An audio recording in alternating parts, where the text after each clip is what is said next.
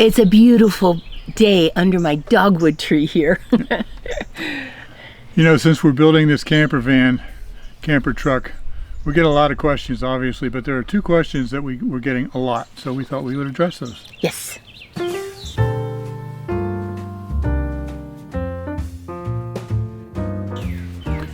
hey everybody, I'm Bill. And I'm Elizabeth. Live simple. Live free. Questions about the RV, about the box truck camper van DIY conversion, whatever you want to call it. Our adventure in a box truck. We get a lot of questions about the build and that sort of thing, but there are two questions that keep recurring, and one of them is, why are you taking the time and spending the money to build out your own DIY truck, camper truck like this? Why didn't you just go buy a used Class C? Yeah, which is kind of comparable to what you have when you convert a box truck. It becomes kind of a basic Class C. Right. Yeah. Well, that was my original plan.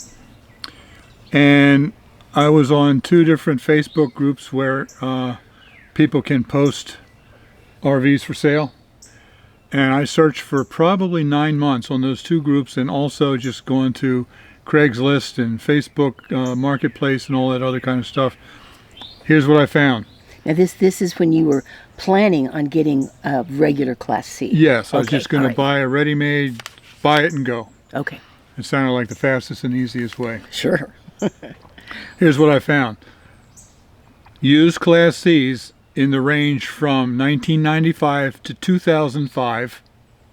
Okay, so older than ours, with generally somewhere in the neighborhood of 200,000 miles on them. We're going for around $22,000 to $25,000. Wow. And most of them did not have any kind of solar, or if they did, it was just very nominal solar. And so I wanted to have a solar system that's large enough that it could run the air conditioner overnight when we're boondocking. So we're talking about putting in a fairly large solar system, and we're going to be probably spending somewhere in the neighborhood of $8,000 for that solar system. I think it's 8,000. I think it's probably going to end up being more like 9,000. Oh yeah, because I forgot about the cost of the solar panels that we've already put on the roof. Yes. Yeah, so $9,000. Probably 9,000 to put the whole. So we'd spend $25,000 on an old Class C RV with 200,000 miles on it, and then put $9,000 into the solar system. And we're talking $35,000. And then most of them did not meet our needs for several reasons. Most of them either had the bed going crossways across the back, which means somebody has to crawl over somebody. Which means I'd be sleeping in the back and I'd have to crawl over her. We had a trailer, I'll talk about later, where I had to do that, and it just didn't work. Well, you have to understand, he ggets up at 4 o'clock in the morning.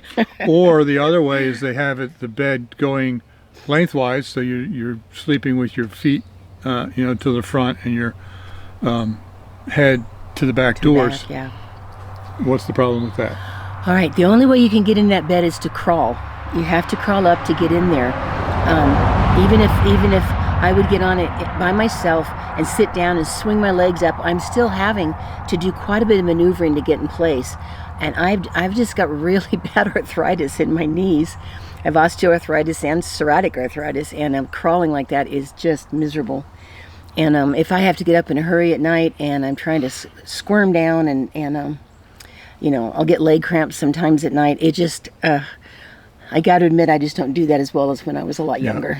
Now, we did find a few that had some kind of a configuration where the bed was like on the side, that it was a dinette that you folded down into a bed, but still, somebody's in the back. You're either having to crawl over each other, or I'm having to crawl up onto the bed to get in it.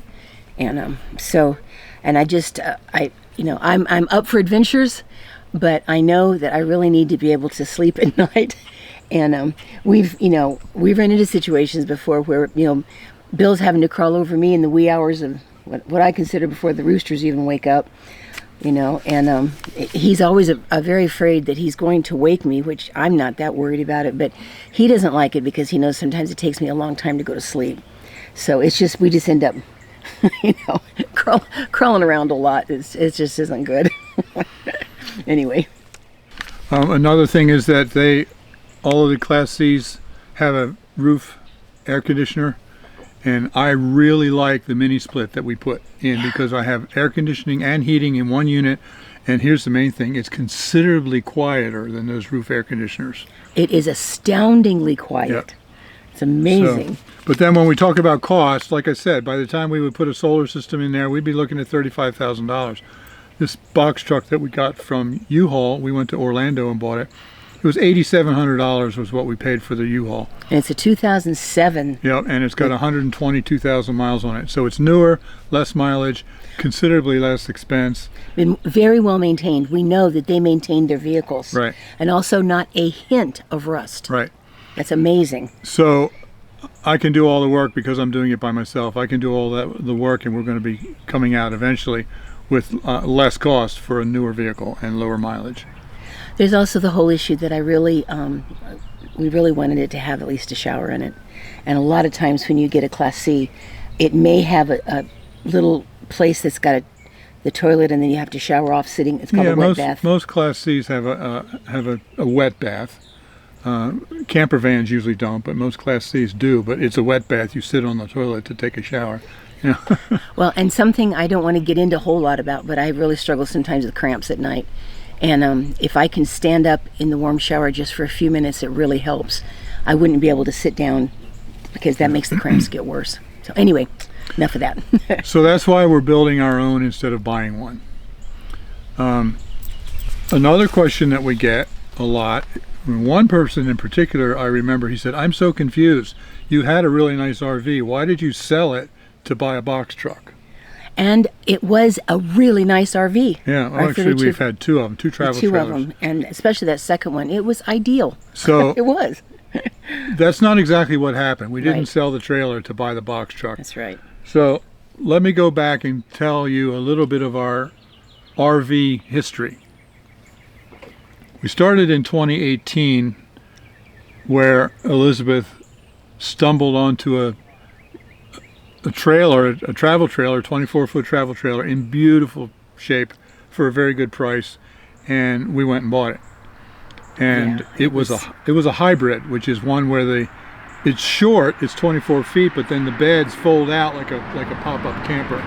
It also had a slide. Yeah, so it gives you considerably more room. I'm telling you, it was this little bitty trailer, and you get inside and you open everything up, and it was like, woo! Yeah. I always say, woo! It just opens up. Yeah. So, and we had, so we bought a truck, an F-250 to pull it. Love that black pickup truck. And It's gorgeous. We took a trip all the way out to see my sister in Oklahoma and back. It was a 3-week trip. Well, 3.5 weeks. It was, we went out for my mom's memorial to Missouri, and we were gone a month. 3.5 weeks. Okay. I just went back and watched the video to see. Okay, we were gone for 3.5 weeks. But we went all over the place. I mean, pretty big trip out to Missouri and then down to Oklahoma. Yeah. Now, something that a lot of people are commenting on is the mileage that we're getting in this box truck, because I'm telling you that we're getting about 10 miles per gallon. I think most people that make those kinds of comments are people who have not had real experience with RVs and don't know how bad they really are. As far as gas mileage, yeah. So I was just going back and reviewing some of our videos from that first trailer, and I want to show you this little clip of me talking about the gas mileage in our F-250 pulling a 24-foot travel trailer. So as we were coming through western Pennsylvania, we were getting gas mileage about 7.5 miles per gallon. As soon as we hit the level ground in the Midwest, we started getting as much as like 8.7, so a little bit better. Now, today we are in Illinois, heading across very flat Illinois, but we're going into like a 30-mile-an-hour headwind. Not only is it kind of blowing me around the road a little bit, but also this is a 4-speed automatic, and it's spending most of its time in third and even sometimes dropping down to second on level ground because of the headwind. So that's going to absolutely destroy what little gas mileage we're already getting. But you know, I mean, I guess it is what it is when you tow one of these things. It's like towing a parachute behind you. Checking things out, aren't you?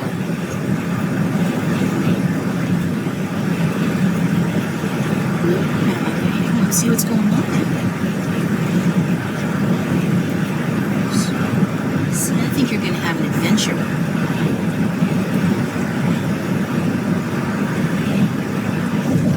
His eyes are so huge and green. He just ventured out of his hidey hole for the first time. Yeah. So I'm here sheltering behind the trailer, trying to get out of the wind so you can hear me. And yes, I just filled up and battling the wind, the headwind like I was. I dropped from 8.6 miles per gallon down to 7.4. So driving into a strong headwind is the same as climbing a mountain.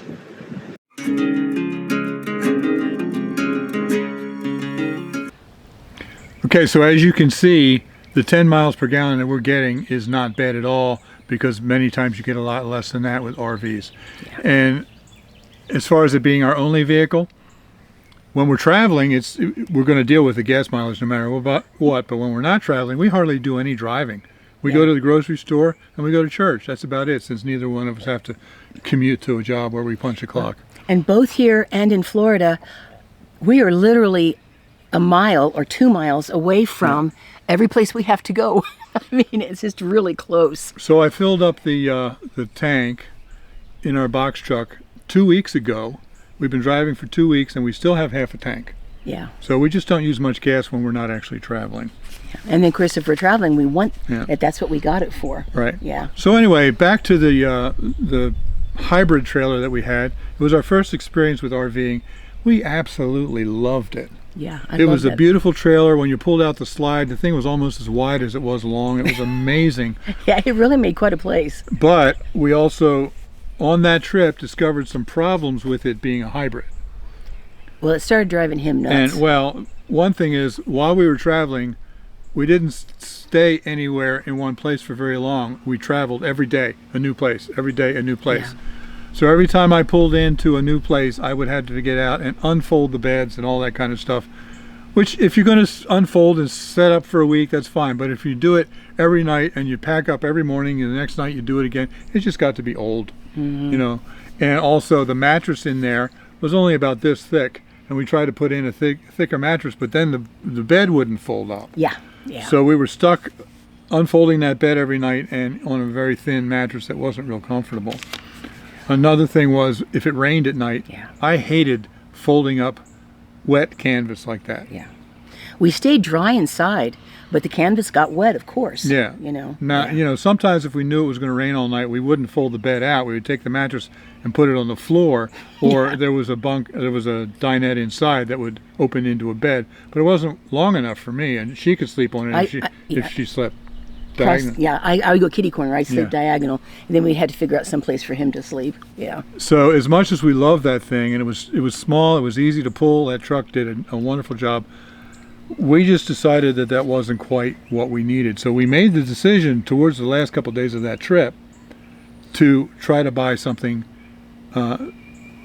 probably bigger, something that wasn't a hybrid, and hopefully something that had had a bedroom. Yeah. Oh, also the hybrid, I was stuck once again crawling over you to get into the back of the bed, and then I was all in canvas around me. So we wanted to get something that actually had a bedroom where you could go down both sides of the bed. Yes, and that way, you know, he can be up at 4, and then I could go to sleep as soon as I can. It just works, you know. So I think it was within about a week after we got back. Yeah. It was amazing. I kept finding these incredible. We sold our hybrid and we bought another trailer within about a week. It was amazing. You know, something I'll never forget. The gentleman that bought the hybrid, he had lost his wife and he had 2 little boys, and he wanted them to have memories and adventures. So he sold his motorcycle to get that to go adventuring with his boys. Yeah. I've always been touched by that. I think they really enjoyed it. So what we got was a 30-foot travel trailer. It was older, but it was still in good shape, and it had a separate bedroom, and it had a slide. It wasn't quite as big when you opened it up, but it was still plenty big enough. Oh yeah, my goodness. And we loved that thing too, and we pulled it with the with the F-250. Yep. And then we started having issues with the truck, and it kept blowing out head gaskets, and $800 a pop. Manifolds. Exhaust manifolds.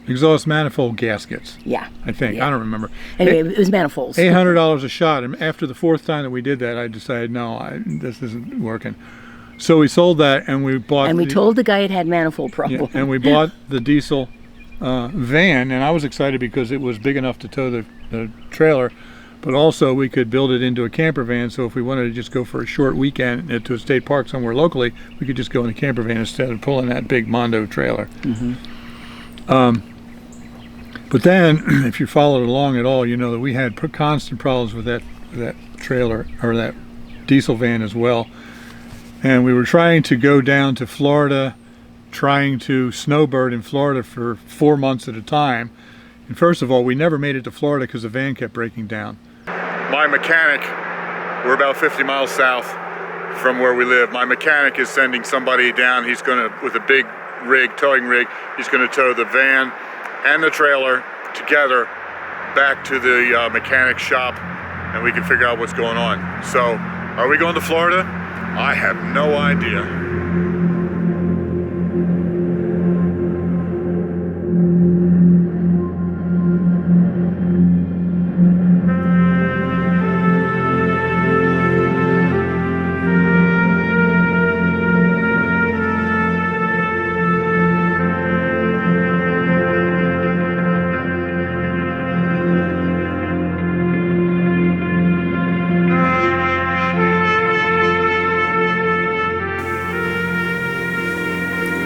Well, here we are, back home again. I don't know what to do. Well, sweetheart, you could start by turning off that sad music. Oh, okay. Yeah, you can, yeah, okay. Thanks. Yeah. But then, what else were we discovering about the problems with snowbirding in Florida in an RV? I had, we had this beautiful 32-foot RV, and it worked really well. And I had to get out of the cold weather. I've talked about this before, but I had real bad lung problems. Had to get out of the cold weather. So my idealistic viewpoint of Florida was that you just take your trailer down there and you can find places to stay for I figured we could be at least 3 months, maybe 4 months down there, and we'll just take it down. And it was very comfortable just to live in for that long period of time. It was a very nice, comfortable trailer. It made a nice home. So I was just all excited about that until I started making arrangements for us to go down to Florida for a period of time. And it doesn't work that way. It just doesn't. Florida is so popular. Quite honestly, we have learned that if we want to reserve a spot, we better be first in line a year ahead of time. Everything's booked up. Yeah, they open up the spots for reservations 1 year prior, and if you don't get it by 8 in the morning, it's gone. And we're military retired, so I thought, well, we'll go to some of the military places they have down there. They are completely booked up. Same thing. It's the same thing, and you can't stay anywhere without any water or electric or anything, boondocking kind of thing. You can't stay longer than 2 weeks. I don't think. Can you? Is that what that? Well, you can in some private RV parks, but state parks and cheaper places, private RV parks, you pay $80-$90 a night. Well, besides, they're booked up. Yeah. They're booked up. We tried everything. The cheaper places like the state parks and things like that, you can only stay 14 days. So that means every 14 days I was on the phone trying to make new reservations, and if I couldn't find one, then what do we do for the 2 days that we don't have reservations? It was a nightmare. I couldn't believe how complicated it really was. And so we realized that actually spending not just a vacation, but a block of time in Florida was going to be quite difficult with our beautiful RV. So the one time we tried to go down there and we broke down again, and we ended up towing the truck, the van back home and the trailer back home. And we only had places to stay for We had managed 5 weeks, I think, very carefully. That was it. So anyway, we decided to go back. We really wanted to go to Florida, so we just took the car and we went to Florida, and we spent 2 weeks in hotels because that's all we could afford, because Yeah. it costs a lot more than an As I say, RV park. 2 weeks in hotels was equivalent to what I was going to spend in about 5 weeks. Yeah, with and that it was one. actually during that trip that we decided, over a long period of discussion, to Yes. buy a house and abandon the RV because it just wasn't working. Now, I loved being able to have it parked by the house because it was the nicest guest house. But no, we So- weren't, you know. Here's why we sold the trailer. It wasn't to buy the box truck. It was to buy a house in Florida. It was one of the things that we sold to be able to get the money for the house. in So Florida. we gathered the money from many different places to buy that trailer. Some of it was The house. the house. Some of it was from our savings. Some of it was from the house that Barry and I renovated and flipped. Some of it was from the travel trailer that we sold. So, you know, I had a goal of wanting to not only snowbird in Florida, but to travel out west. I really wanted to be an RVer, not full time, but I wanted No. to be able to go a month at a time. So I just oh, and also with all of her medical issues, we just decided buying a house in Florida is what we needed to do. So all of my RV plans were just had to be put on hold, and I did that happily because I knew that she needed to be in Florida over the winter because of her lungs. It has made a huge difference. It really has. And I tell you, we worked very hard and planned this very carefully. And the Lord opened up a really good buy in our little house down there, which I just love. And, you know, I've said this before, but, you know, my third payment that I made on that little bit of a mortgage we had, I paid the house off. Yeah. So it is now, you know, both of our homes are paid for. And so then we can kind of take a deep breath. You know, we went ahead and got the house down there livable, fixed up. Nothing real expensive, but I feel like it's ready to live in. So then we could kind of say, now what? So now that that's all done, Yes. it's time for me to get back to my original plan of RVing. And I support that. Yeah. Oh my goodness. And- I love adventures. And another thing too, now don't get me wrong, I loved having that travel trailer, and when we pulled into a campsite, we opened it up, it was luxurious, it was wonderful. But I didn't really want a travel trailer right from the very beginning. I wanted something smaller, either a Class C or a, you know, Camper van. camper van, something. Yeah. Yeah. I didn't want to pull that trailer. Not that I have a problem with pulling a trailer. I mean, good grief, I was a truck driver for 8 years. I can pull a 53-foot trailer in a semi without any big deal at all. He was a truck driver. The problem is access. Mm-hmm. You know, when you're pulling a trailer, you can't just pull into McDonald's and park and just go in and eat, Right. or a restaurant. In the semi, I always had to either go to truck stops or find a restaurant that had truck parking, Yeah. or there was no place to park. It's much the same way when you're pulling a large travel trailer. You can't get into smaller gas stations, all those kinds of things. I wanted something that was nimble. Yes. Yes. And can I say something real quick here? No, Don't lose your train of thought, dear. of course.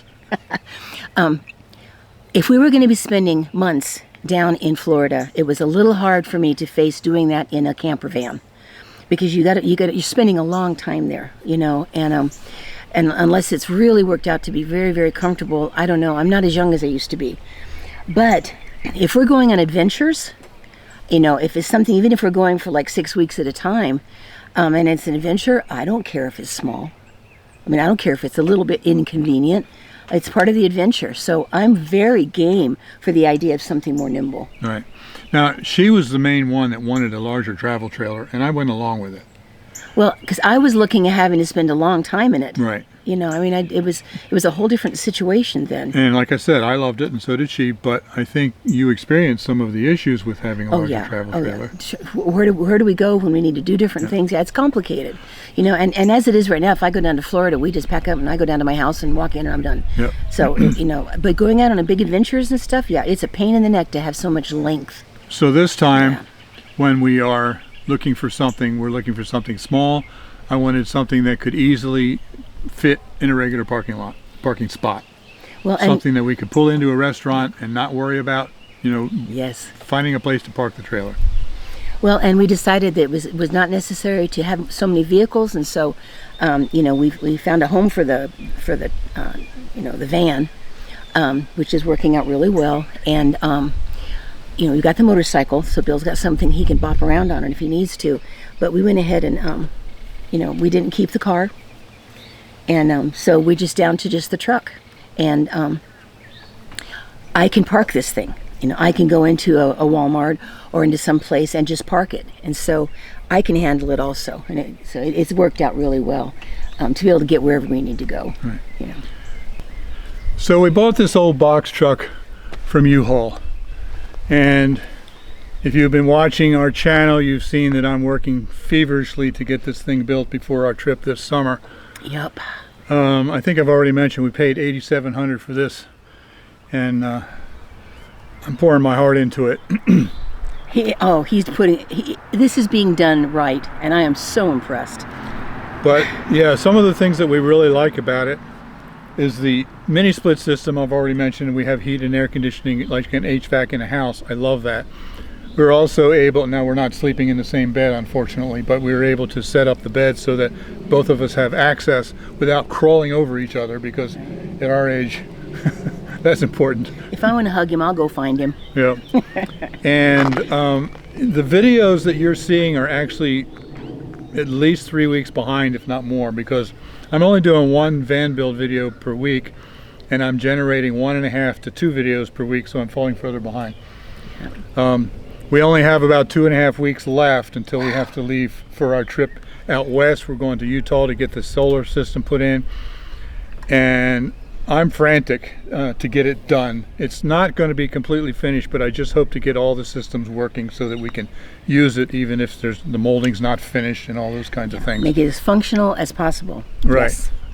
So of course we'll take you along on that trip, and we'll also continue the van build videos probably simultaneously. Yep. So yeah, YouTubers are usually, you're not caught up. That's just not the way. You have to keep things ahead. Yeah. one thing that I really like about this rig that wouldn't happen if we had just bought a Class C, this has happened to me twice, and you said it happened to you once, where somebody comes running up in the parking lot, wait, and they start asking all kinds of questions about the truck. Yeah, I get people like pulling up right beside me when I park at Walmart or something, and they're like, hey, they want to talk about it. One guy came up to me, I was coming out of Lowe's with some stuff, he came running up to me and he said, sweet rig!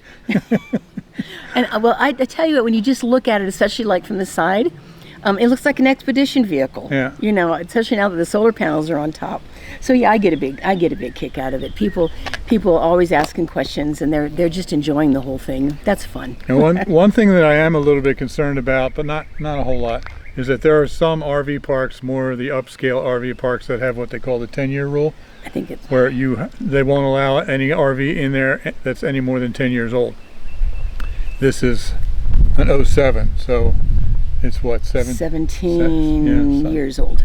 Yeah. And not only that, but it's a DIY, so there may be a few RV parks that won't allow us in. But to tell you the truth, we're not looking to stay in those kinds of parks anyway. That's not what we're planning on anyway. We'll be doing a lot of Walmarts. People disparage Walmart. We've done some travel now, and I have no problem with Walmart at all. A lot of them no longer allow it, overnight parking, but we have all the Walmarts in the country listed on an app. Yes, and if I politely call them, they are usually very nice and accommodating. They'll just tell me where they'd like us to park or anything they want us to be aware of. And if they don't allow it, then you just go to another one. Yeah. So we haven't had any trouble finding places. Anyway, Walmart, Cracker Barrel, we now have joined Harvest Host. We're going to be doing that. We're going to do a lot of state parks. Yeah, state parks. And then once we get further west, I'm looking forward to a lot of free camping on BLM land or national forest, that sort of thing. And of course, we've been, planning this whole trip, and one thing I'm very excited about is we're going to be going camping with some really dear friends. Yeah. And they've already got the reservations all done and ready to go. So, right. Beautiful Colorado, right in the collegiate range in Colorado. Oh, gorgeous. Well, I think we thoroughly answered the two questions. Yeah. Why did you sell your trailer to buy this? And did you buy this instead of buying a Class C? Yeah. This thing is running really well. It feels sturdy. It's been well cared for. We're taking good care of it. I feel like we got a lot of life left in this truck, and it's going to be very, very useful, very functional. And the more work I do, the quieter it gets. Oh yeah, it's getting very quiet now. I've now got all the insulation in, all the walls and all that ceiling. You'll see that, and it just keeps getting quieter. Yeah. So. Yeah, and it's fun fixing it up to be kind of what we really need. Yeah, At this stage in our life, for what we want to do with it, it fits our needs much better than a travel trailer would. And don't forget, if we were going to get a travel trailer, we'd spend anywhere from, for a used one, anywhere from 6,000 or 7,000 up to 15,000, Right. 20,000 for a used one, and then we'd have to buy a tow vehicle. Yeah. So this is actually, in the long run, probably cheaper than trying to buy a good tow vehicle and a travel trailer behind it. Well, even if we'd kept the other travel trailer, which was not going to serve our purposes, we were running into problems with the tow vehicle. You know, we'd have come up with something, but it just no longer served our purpose anymore. Yeah, but the main reason we sold that was to help pay for the house. Yeah, it helped us to. Oh, I can't tell you how much it means to me when the weather gets cold to know I'm just going to go down to my house down there. Yep. Oh my goodness, it's incredible. It seems funny to be up here now in Virginia, and we have a house down there somewhere just standing there. But we have security cameras, and I check the cameras on my phone every day, and it's... Yeah. We have an excellent security system down there, and we have so many friends that drive by just kind of on a regular basis. Yeah. And so it feels pretty good. Yeah. So, yeah. Well, I think we're about done unless we start rambling, so... Yeah, Yeah. You know, I'm a bad rambler, so we gotta kind of be careful. Look at him agreeing. Yeah, I am. Yep. So, all right. So I hope we held your interest to that time. Well, if you're still here, then we held your interest. So thanks for watching. Yeah, live simple. Live free. You be blessed, and we'll see you next time. Yeah, love you guys, and we're going to take you along for everything. Yep. All right. Bye-bye.